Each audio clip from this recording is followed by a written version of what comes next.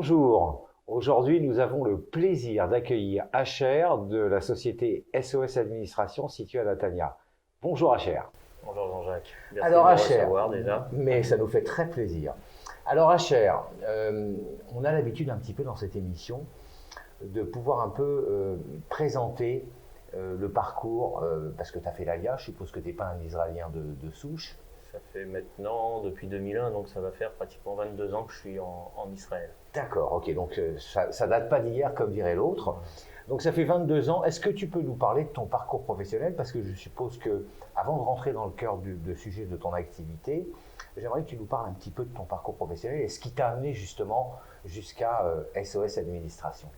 Alors, déjà en France, j'avais l'habitude de m'occuper un petit peu des gens. J'étais courtier en assurance, donc le service à la personne, c'est quelque chose qui m'a toujours intéressé et qui m'a toujours attiré, pouvoir rendre service aux gens. Quand je suis arrivé en Israël avec ma famille, on s'est d'abord installé à Jérusalem et on a passé un an à apprendre l'hébreu et à apprendre un petit peu les bases de la vie israélienne. Et très très vite, je suis rentré donc dans la vie professionnelle parce qu'on est Donc tu as monté ta structure, tu veux dire? Pas tout de suite, non, j'ai d'abord travaillé chez différentes personnes, je me suis occupé d'un commerce à Jérusalem et puis en arrivant à Natania, j'ai fait des rencontres qui ont fait que je me suis intéressé, même si à l'époque c'était pas encore en 2001, le sujet essentiel est qu'il n'y avait pas encore une alia francophone massive. On s'est intéressé avec les personnes que j'ai rencontrées à des sujets comme le guide juridique pour les Olim Hadashim et ensuite petit à petit j'ai travaillé dans différents journaux francophones pour ensuite monter un journal francophone qui s'appelait Escapade et puis dans le cadre de ce magazine j'ai été amené à rendre des services parce que les gens ne parlaient pas hébreu, j'avais beaucoup d'annonceurs francophones donc qui ne parlaient pas hébreu, donc on leur faisait la traduction. Petit à petit, ils m'ont demandé ce papier correspond à quoi, ce document j'ai reçu ça c'est quoi, etc. Et ça m'a donné l'idée d'aller justement vers ce service à la personne, à savoir assister les gens dans tout ce qui était les démarches administratives. Et c'est comme ça qu'aujourd'hui, ça fait maintenant pratiquement 3 ans qu'SOS Administration existe et qu'on assiste les gens dans toutes leurs démarches administratives. Et petit à petit, on élargit notre champ d'action. D'accord. Alors donc ça veut dire qu'à la base, au niveau de ta genèse professionnelle ici en Israël, ça veut dire qu'au départ, tu as monté un magazine qui s'appelait, je crois, Escapade, qui était un magazine franco-israélien, moitié en hébreu, moitié en français. Non, c'était un magazine d'information générale qui était uniquement en français. D'accord. Mais où on reprenait l'actualité israélienne, plus des sujets à thème. Ça pouvait être soit des sujets politiques, sujets sociétals, des sujets touristiques en fonction des périodes. On a parlé de l'armée, on a parlé de différents organismes comme le Bitoire Lumique, la retraite en Israël, comment ça se passe, la sécurité sociale. On abordait des sujets généraux qui intéressent le francophone, le français en particulier, et pour lequel on n'avait pas à l'époque suffisamment d'informations et d'aide à ce niveau-là. Donc on essayait d'être un pont entre la société israélienne et les francophones qui faisaient leur alia et leur apporter justement l'information qui leur manquait. D'accord, donc c'est comme ça que tu as mis un peu le pied à l'étrier du renseignement au niveau administratif, etc. Et quand tu as vu, d'après ce que tu me racontes, quand tu as vu qu'il y avait une demande qui était quand même grandissante à ce niveau-là, puisque l'ALIA après est venue quand même massivement en Israël, l'ALIA française, je parle, mais d'ailleurs pas que ça, mais bon bref, je suppose que toi tu es plus catégorie francophone que anglophone ou espagnol, tout à fait. Donc ta catégorie c'est vraiment les francophones. C'est les francophones, même si on a un petit peu de clientèle anglo-saxonne ou espagnole ou d'Amérique du Sud, l'essentiel quand même de ma clientèle, de par ma langue maternelle, Et de par ma culture, c'est quand même l'ALIA francophone. L'ALIA francophone. Donc, tu fais ton ALIA, tu nous as expliqué il y a une vingtaine d'années, tu passes par ce fameux magazine, etc., etc. Puis tu arrives aujourd'hui, tu as construit ton entreprise il y a à peu près maintenant 3 ans ou 4 ans. Et là, on va rentrer un petit peu dans le cœur du sujet pour savoir ce que tu proposes à ces francophones qui viennent en Israël, qui ne parlent pas hébreu, je précise, parce qu'ils ne sont pas tellement familiarisés avec la langue. En plus de ça, je crois que là, tu vas peut-être me le confirmer ou me l'infirmer, mais la communauté francophone n'est pas trop dans l'hébreu non plus. On est d'accord. Ils ont des problèmes. Nous, francophones, on a un problème avec les langues déjà à la base. Maintenant, quand on arrive en Israël, le problème c'est que, alors déjà qu'avec des langues latines, on a des difficultés, mais là, avec l'hébreu, c'est une autre calligraphie, c'est une autre culture, etc. Donc c'est encore plus compliqué. Il s'avère que dans des régions comme Netanya, on a en plus affaire à essentiellement, ou très souvent, un public de retraités. Donc qui n'ont pas forcément un besoin vital d'apprendre la langue. Oui, parce qu'ils ne vont pas s'insérer dans le tissu économique israélien. Ils ne vont pas avoir besoin pour travailler, etc. Donc à la limite, c'est un service que nous, on va leur proposer qui va leur faciliter la vie, parce qu'ils n'ont pas des besoins très complexes. Ça va être un besoin de suivi, d'organisation et de gestion administrative au jour le jour. Donc là, on va leur apporter un suivi par le biais d'abonnements, par exemple, où on va les voir régulièrement, on va les rencontrer régulièrement, où on va leur expliquer que tel document, ça correspond à ça, que ça, il faut payer, on va mettre en place des prélèvements, etc. Et on va leur apporter également un service où on va prendre les rendez-vous pour eux, éventuellement les accompagner au rendez-vous, que ce soit des rendez-vous administratifs ou des rendez-vous tu vas jusque-là, tu vas jusqu'à l'accompagnement. On va jusqu'à l'accompagnement. Quand ce sont des rendez-vous médicaux, on a différents intervenants, d'accord, masculin ou féminin, en fonction du rendez-vous et en fonction de la personne qui a le rendez-vous, de manière à ce que ce soit le plus confortable pour la personne qu'on va assister. D'accord. Alors maintenant, je voudrais un petit peu rentrer dans le vif du sujet de ton activité, parce que là, tu nous en as parlé, comme on dit en hébreu, bégadol, en gros. Combien de départements opérationnels tu as au sein de la société et qu'est-ce que tu proposes et à qui? Alors, parce que là, tu nous as parlé de retraités, mais je suppose aussi qu'il y a des personnes en activité qui ne parlent pas tout à fait d'hébreu et qui ont besoin de toi. Tout à fait. Alors, on a différents départements. On a un département ALIA. Le département ALIA, c'est quoi? C'est un département où on va prendre en charge l'ALIA de la personne à partir d'Israël, ou à partir de la France, mais en règle générale, on fait venir la personne ici.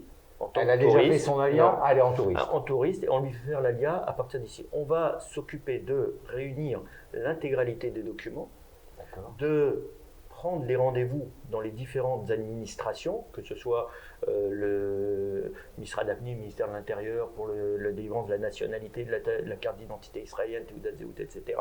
Le ministère d'Aklita, ministère de l'Intégration, la sécurité sociale, l'ouverture d'un compte en banque. Donc les pôles incontournables quand tu mets ton pied en Israël. Quand on met les pieds en Israël. Et on va accompagner la personne de A à Z ou de Aleph à Taf en hébreu. D'accord ? C'est-à-dire qu'on va être présent pour la prise de rendez-vous, mais également lors du rendez-vous. L'avantage de passer par nos services, c'est qu'on a un gain de temps énorme. C'est-à-dire qu'on ne va pas se présenter à un rendez-vous sans l'intégralité des documents. Comme nous, de par notre expertise et par notre expérience, on sait exactement ce qu'il faut, ce que demandent les administrations, comment ils le demandent. On va réunir en amont l'intégralité du dossier. Ensuite, on va prendre des rendez-vous et on va essayer de les regrouper pour que ce soit dans un temps très court, d'accord, pour que la personne perde le moins de temps possible et qu'on soit le plus efficace possible.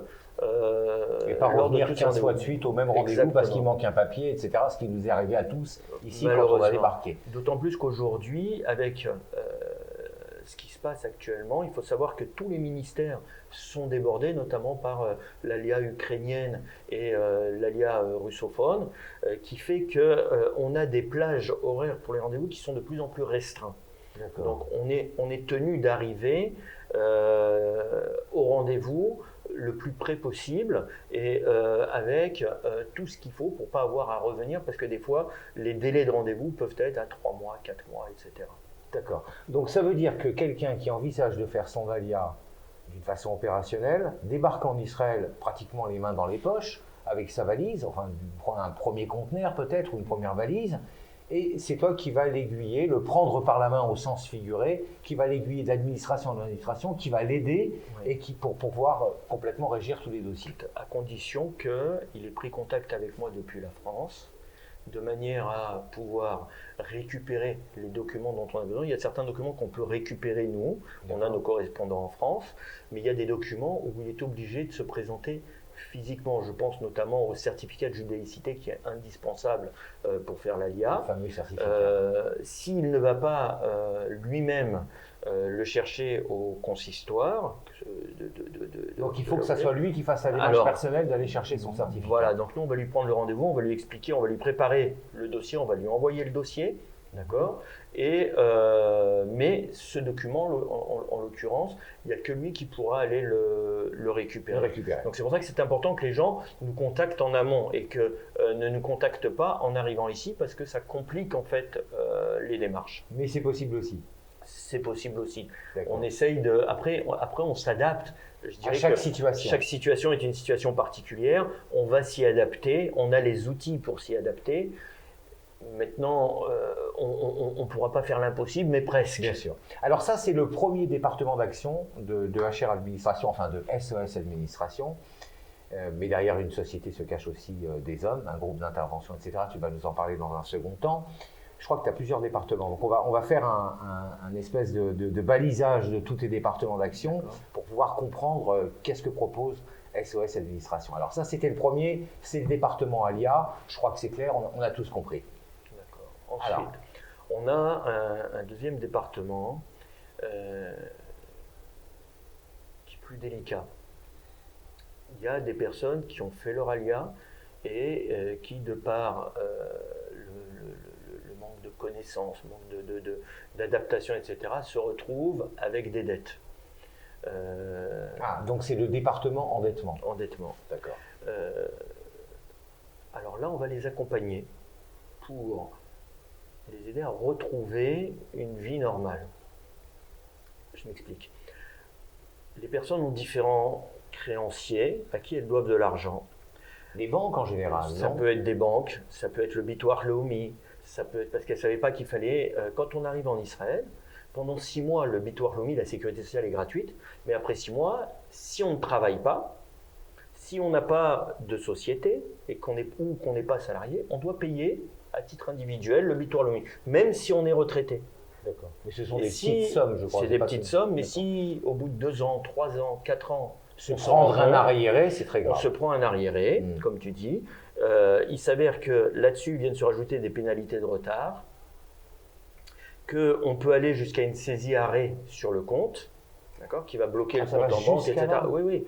Le Bitoire Leumi, la sécurité sociale, va bloquer les comptes bancaires, ce qui fait que les personnes se retrouvent dans des situations difficile à gérer. Donc là, on va les aider à gérer à gérer ce genre de situation. C'est-à-dire qu'on va négocier avec les créanciers. Soit la personne a un petit peu de sous et on va solder les créances à moindre frais. C'est-à-dire qu'on va essayer de réduire, de négocier, comme dans une négociation commerciale, en disant cette personne, elle vous doit 100, elle a 80 aujourd'hui, vous les voulez, on termine avec 80, ou elle doit 50, on termine avec 30, on va essayer de réduire la dette de 15, 20, 30% par rapport à ce qu'elle doit, et on va terminer, on va ouvrir une nouvelle page. On va accompagner la personne pour faire un contrat avec les créanciers, c'est important. D'accord, donc la personne s'engage à rembourser à temps par mois ses créanciers, avec, je suppose, des créances qui sont regroupées en une seule avec d'autres taux. Non, c'est pas ça. Non. Alors il y a 2 solutions. Soit la personne, elle a un petit peu de sous. Elle doit, je dirais n'importe quoi, elle doit 100 000 shekels. Elle a 50, 60, 70 000 shekels. On va négocier avec les différents créanciers pour réduire la dette, payer en une seule fois et clôturer le dossier au Hotzah Lapoual, qui est le tribunal chargé du recouvrement. D'accord. D'accord ? Ça, c'est la première solution. Ce qui va annuler le dossier complètement. La personne on va lever, s'il y a des écoulimes, des blocages bancaires, etc., on va les lever et on va accompagner la personne jusque-là. D'accord, mais ça, c'est un premier cas de figure où la personne a du cash flow. Si la personne n'a pas de cash flow, à ce moment-là, on va négocier avec les créanciers des échéances, d'accord, de manière à ce que la personne puisse rembourser. D'accord. Et dans le cadre de ces négociations, on va tenter, on y arrive en règle générale, mais ce n'est pas du 100%, à faire en sorte que la personne retrouve, on puisse lever tout ce qui est blocage sur les comptes bancaires, blocage sur les saisies, arrêts sur salaire, etc. etc. Voiture, meubles, etc. Puisque ici, il y a quand même, Haute-Salle-à-Poil, c'est quelque chose d'assez virulent, où contrairement à la France, on n'a d'ailleurs pas l'habitude, mais la culture est vraiment différente, où on va très très loin, et pendant très très longtemps, c'est-à-dire que ça ne s'arrête jamais. C'est un peu à l'américaine, quoi. C'est à l'américaine, malheureusement. Donc les gens ne le savent pas toujours, et on va les accompagner justement pour retrouver en fait une certaine sérénité financière. Parce que tu auras, entre parenthèses, entre guillemets, dealé, j'allais dire, un remboursement. Par exemple, je vais te donner un exemple très concret. Imagine quelqu'un doit, je ne sais pas, entre plusieurs ALVA, plusieurs crédits, etc., doit 5 000 ou 6 000. Est-ce que tu peux réduire de 5 000 ou 6 000 par mois? Est-ce que tu peux réduire ce montant à rembourser et le transformer en 1000, en 2000 pour alléger la personne parce que tout simplement, elle n'a pas le portefeuille pour le faire? Alors oui, il y a on va le faire on a deux possibilités pour ça. Soit on va discuter directement avec les créanciers et on va faire un accord en interne, d'accord, qui va permettre de lever également les blocages sur le compte, le blocage sur salaire, etc. Soit les créanciers ne sont pas prêts à accepter parce que le montant est trop faible, auquel cas on va au tribunal et c'est un juge qui va décider en fonction des revenus de la personne ce que la personne peut rembourser ou pas. D'accord. Et là aussi, donc ça peut aller jusqu'au tribunal? Ça peut aller jusqu'au tribunal, mais on va accompagner la personne au tribunal. On a dans le cadre de notre équipe, on a les gens compétents pour le faire. Ce sont des avocats, ce sont des experts comptables avec qui nous travaillons et qui travaillent avec nous depuis de nombreuses années et qui nous permettent d'accompagner la personne, de la représenter et de négocier donc avec le juge qui s'occupe de l'affaire, de demander un rééchelonnement de la dette en fonction des revenus de la personne. Parce qu'une personne peut à un moment T avoir eu des revenus qu'elle n'a plus, elle avait souscrit des emprunts qu'elle ne peut plus rembourser, et là on va décider, en tout cas pas nous mais le juge, va décider un réajustement pour que la personne puisse vivre, parce qu'en aucun cas, surtout quand on a affaire à des familles, la justice ne veut laisser en face de banque des personnes qui n'ont pas de quoi vivre. Donc on va tout faire pour que la personne puisse, rembourser dignement ce qu'elle doit, parce qu'elle a emprunté, mais également pouvoir vivre dignement. D'accord, donc pas être étranglé par des remboursements excessifs. D'accord, donc ça c'est ton deuxième département. Je suppose que tu en as d'autres. On en a d'autres. Dans le cadre des règlements de problème, on va régler tout ce qui est problème de permis de conduire, tout ce qui est problème de bitoire LOMI, d'assurance retraite, etc. Après, on a un autre département où on va accompagner les personnes pour tout ce qui est acquisition et gestion immobilière. Où là, on travaille, alors on n'est pas une agence immobilière, mais on travaille avec des agences immobilières. Donc vous êtes en corrélation directe, avec des agences immobilières, des banques, des avocats, qui permet quand la personne a un projet d'acquisition, que ce soit une première acquisition, que ce soit un investissement, que la personne soit israélienne, Olé Khadash, c'est-à-dire nouvel immigrant, ou française, tout simplement, et veut investir en Israël, on a, avec nos partenaires, la possibilité de monter des solutions clés en main, que ce soit dans des projets neufs ou dans de l'ancien, la seconde main. On a la possibilité. Donc là, on va tout d'abord regarder ce que la personne veut, on va identifier le bien, Ensuite, on va mesurer son budget. Mesurer le budget, bien sûr. On va aborder tout le côté juridique avec les avocats avec lesquels on travaille.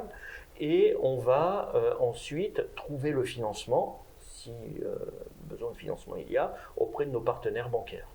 D'accord, donc tu travailles en corrélation avec plusieurs banques. Avec plusieurs banques, etc. Donc on va apporter un projet clé en main. C'est-à-dire que la personne... Clé en main, quoi. Clé en main. Ouais. C'est-à-dire qu'il va nous dire, bah voilà, j'ai tant, je veux ça. Ouais. On va se mettre en quête, donc on va lancer nos agents sur cette recherche-là. Et ensuite, en fonction de ce qu'on aura trouvé, on va négocier les meilleurs financements pour que ça s'adapte aux besoins et aux possibilités de la personne. Donc ça dépasse presque même le cadre du titre de ta société, SOS Administration, parce que ça va plus loin que de l'administration, là.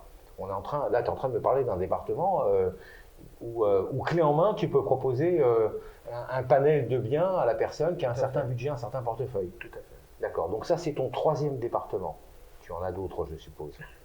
Et enfin, on s'occupe de tout ce qui est, comme on le disait un petit peu au début de notre entretien, tout ce qui est de la gestion courante pour les personnes et les sociétés. Où là, on a la possibilité, par le biais d'abonnements, les gens s'abonnent chez nous et on va gérer leur quotidien. C'est-à-dire payer leurs factures, vérifier que les retraites sont bien rentrées, soit en France, soit en Israël, vérifier quels droits elles peuvent avoir et leur obtenir. On va gérer leurs rendez-vous médicaux. On va leur apporter un plus. On travaille notamment avec un partenaire médical qui a la possibilité, c'est une option que l'on propose, qui a la possibilité d'avoir des rendez-vous prioritaires. Quelqu'un qui a besoin d'un scanner ou d'un rendez-vous pour un examen un petit peu spécifique, quand on passe par la Coupa Trolim, il y a plusieurs mois d'attente. Oui. Là, on a la possibilité, par le biais de ce partenaire, de raccourcir les délais et d'avoir des rendez-vous avec des spécialistes dans des délais qui sont relativement courts. En plus, par le biais de ce partenaire médical, cette option qu'on propose, on a la possibilité également d'avoir des conseils médicaux, d'avoir accès à de la médecine privée pour du conseil ou pour des consultations, etc. Donc, qui vont permettre d'avoir un complément d'information que le médecin que l'on consulte, de par son emploi du temps et de par je dirais l'organisation interne du système médical en Israël, n'a pas forcément le temps ou la possibilité de nous donner. D'accord. Donc ça, pour résumer, ce sont tes 4 départements d'action. Tu ne fais pas tout seul. On est d'accord. Donc ça veut dire que tu as une équipe d'intervention autour de toi. Oui. Aujourd'hui, SOS Administration représente un groupe d'intervention de combien de personnes sur les différents corps de métier? Parce que je suppose que tu as des experts comptables, que tu as des experts médicaux, etc. Donc comment ça se passe? Comment est-ce que tu mailles ta toile pour proposer ça à ton consommateur final? On a dans notre équipe, on a des avocats, on a un expert comptable, une expert comptable en l'occurrence, et on a des gens qui sont avec moi pour tout ce qui est démarches courantes, etc. Donc on a comme ça donc une équipe qui nous permet d'apporter un service et une expertise professionnelle.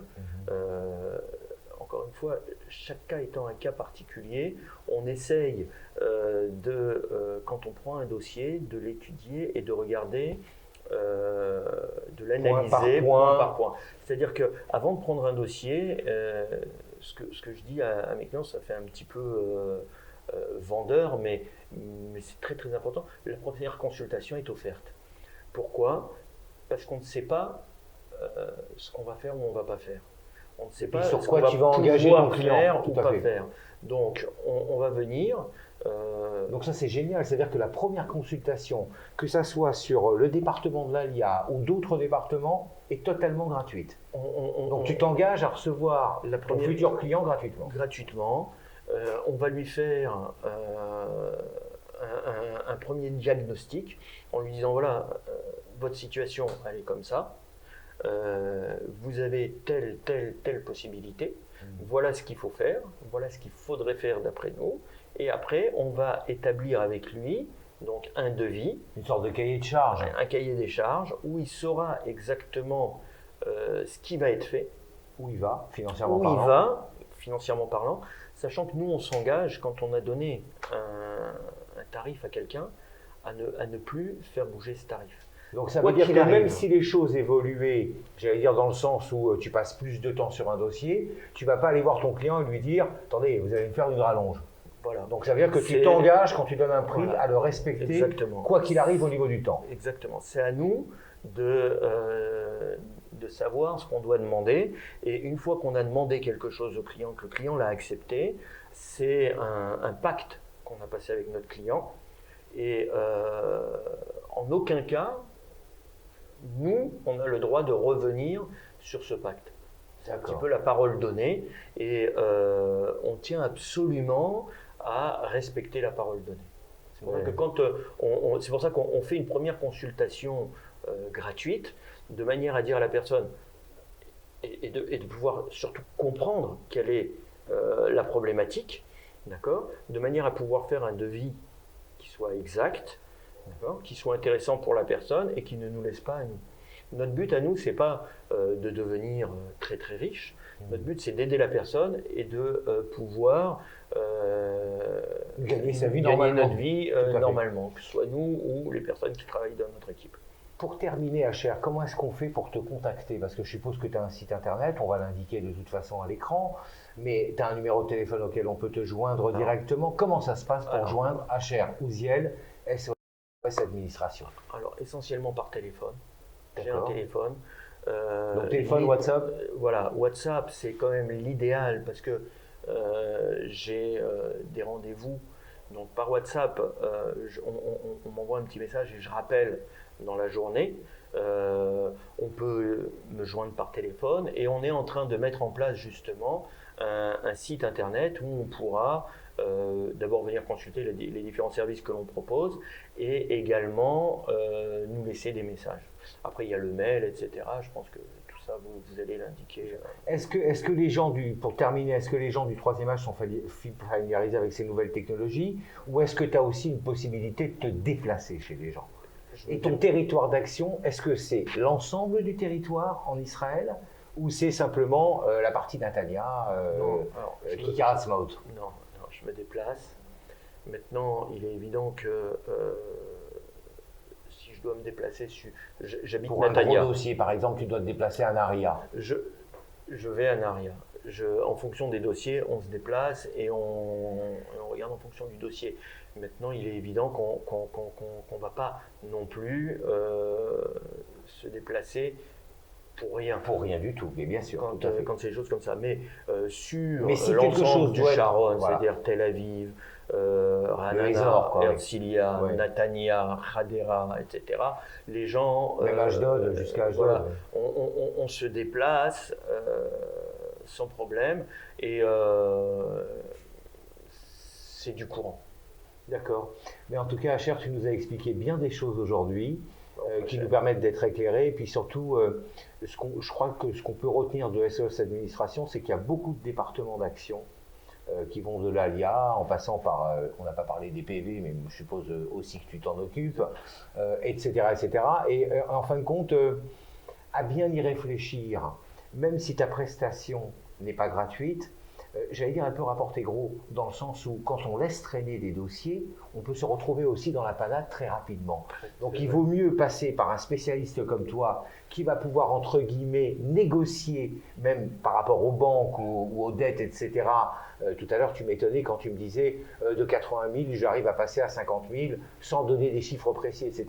Mais c'est parce que c'est ton métier et qu'il faut les laisser à chacun sa casquette à l'enfant. Je voudrais te poser juste une dernière question avant de te laisser. Pourquoi cette casquette sur la tête tout le temps? Parce que j'ai froid à la tête.